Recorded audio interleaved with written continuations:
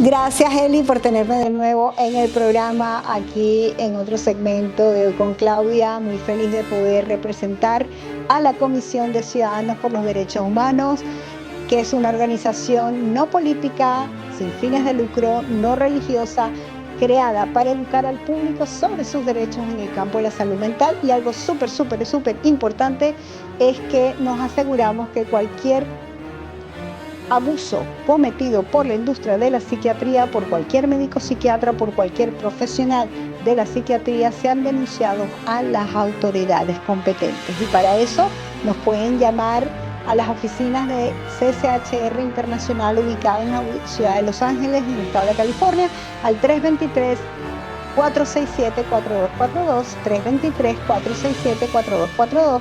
Y si está aquí en el estado de la Florida, nos puede llamar al 1-800-782-2878. ¿De qué les voy a hablar hoy? Pues aquí estoy en el Museo de la Industria de la Muerte, que está ubicado, particularmente estamos ubicados en el estado de la Florida, de los cuales vamos a dar a conocer todos los paneles. Y usted va a saber todo respecto a la industria de la psiquiatría desde sus inicios hasta el día de hoy. Las cosas que se han hecho, las atrocidades que se han cometido, lo que se ha hecho en nombre de la salud mental. Y valga decir que la Comisión de Ciudadanos por los Derechos Humanos fue fundada en el año 1969 por el psiquiatra, el doctor Thomas Szasz, y por la Iglesia de Scientology para defender, cuidar y proteger los derechos de los ciudadanos con respecto al tema de la salud mental. Bueno, sin mayor preámbulos, aquí les invito a que nos visiten y se adentren dentro del museo, que es la industria de la muerte del museo de CCHR aquí en Florida. Este famoso manual de diagnóstico que tiene un código, lo van a ver en el siguiente video. Por cada enfermedad hay un código de seguro, y si no está en el código, no es una enfermedad mental. Aquí van a ver el manual por el cual los psiquiatras se guían para darle droga psiquiátrica.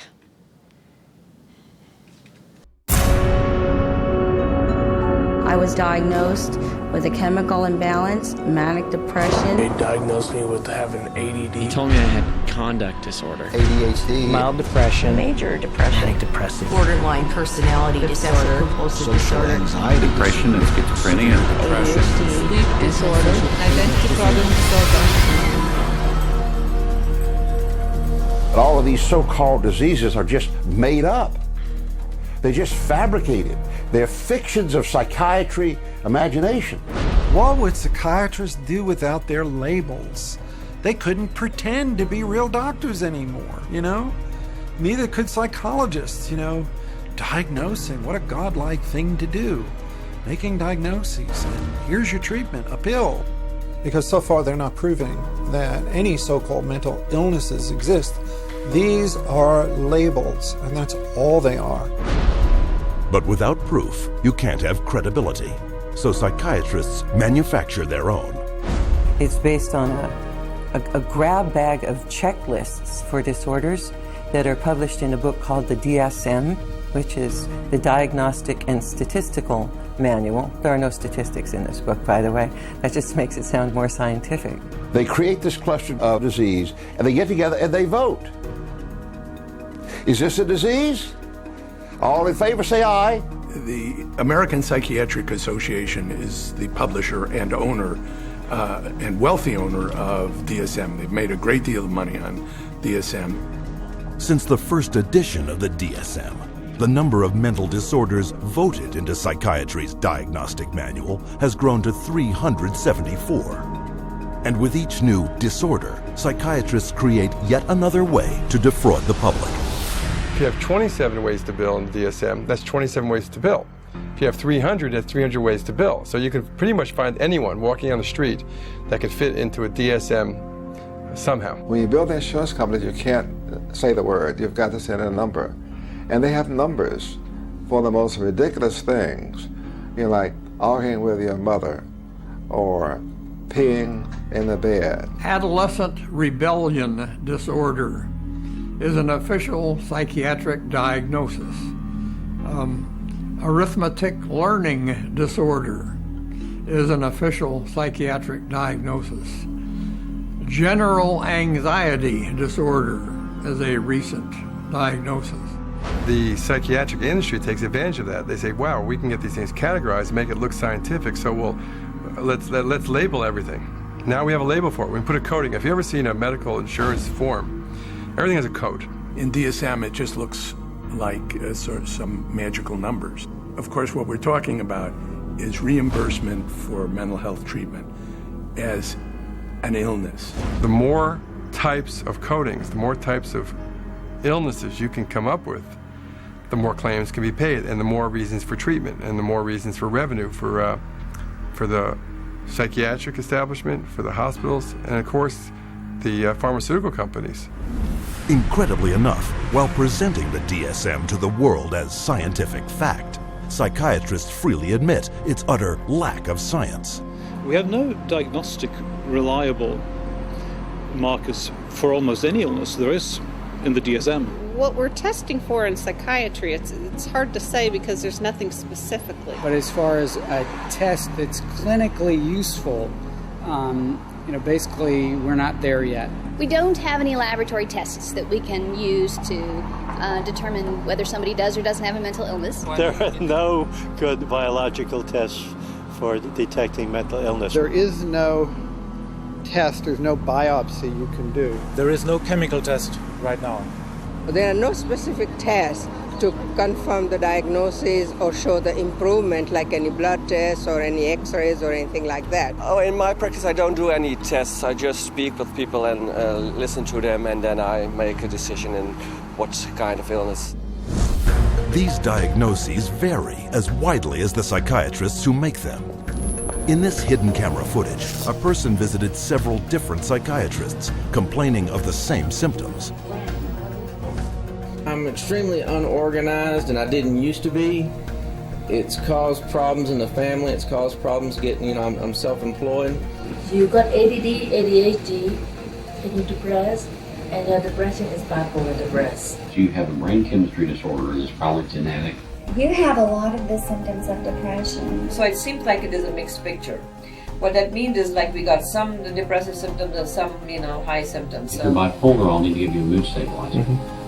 We don't know how to it's considered low-grade bipolar. You are more of the ADD than ADHD. And as far as medications for depression, because I would recommend that you start a medication, which are Prozac, Zoloft, Paxil, Celexa. Usually Focalin XR is pretty good. They'll give you some Lexapro in the morning and some trazodone at night. Lamictal is a better medication for that. It works on your depression also. But the treatment for any bipolar cycling is the same. Lithium. Remeron is another one. Trazodone. Tegretol. Depakote. Wellbutrin. Lexapro. Lamictal. Equitroid. Depakote. Lithium. Ambien. You may need an antidepressant also with your Lamictal. We don't know if I give you a medication if it is going to work or not. To a certain degree, it's trial and error. You never know if it's the right drug. How many people have I cured? Well, there are no real cures right now in psychiatry. I have cured none of my patients. We're always challenged by our lack of knowledge. I mean, in fact, we don't know what the causes of mental illness are. Most mental illnesses, we do not know the cause. Of course, it would be nice to know exact reasons of disorders, but maybe in the future. I'm the Director of Research at the American Psychiatric Association. We don't know the etiology of really any of the mental disorders at the present time.